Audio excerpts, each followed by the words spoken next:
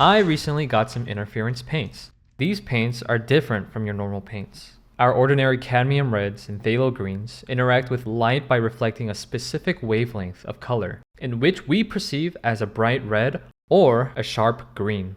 However, these interference paints contain mica flakes that are coated with a thin layer of metal titanium dioxide. From a microscopic level, the light is refracted twice when it hits the outer and inner side of the layer. This effect happens on the opposite side as well. And the thickness of that metal is what determines the color of iridescence. This is why they're also called structural colors. To test this, I used interference blue paint on a black and white surface in order to see how the light refraction compared. And just look at that. The difference was instant. So let me try to explain what's happening here.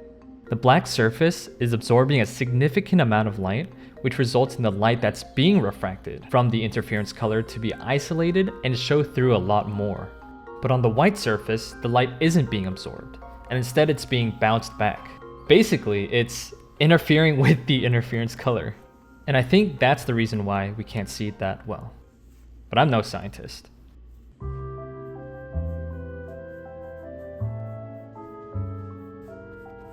Next, I was curious to test out how well the interference and iridescent paints affected other basic colors as well. With lighter colors, I found that the paint reacts best with similar or analogous colors to the specific pigment of the interference colors. I was really happy to see that on most of the lighter colors, the interference blue and violet added a subtle shimmer that I really enjoyed. But on paints like yellow and white, the effect was barely even noticeable. I also accidentally dropped my phone into the palette with the interference paint, but I ended up enjoying it more than I think I should have. I ended up messing around rather than actually painting because honestly, the stuff that was happening was pretty cool. This was a reaction that was happening whenever I cleaned my brushes in Gamsol. And what I think is happening here is that the mica flakes can't react with the light when they settle down, but when I stir the Gamsol again, those mica flakes are brought back up and reacting with the light. The final thing I wanted to test out was transparency. I wanted to see what happens when these structural colors were layered with another coat of iridescent paint. The paint definitely has a stronger effect when another coat is added, but even when it's covered by just a regular oil paint, the effect of the mica gets muted, but it still lingers as long as the coat is thin. I also used the interference gold powder for the finishing touches.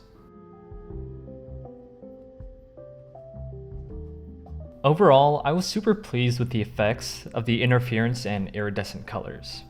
I know that I heavily favored the interference blue and violet way more than the iridescent pewter and white because they were honestly too opaque, for me at least.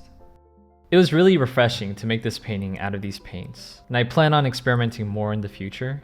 But for now, thanks for watching.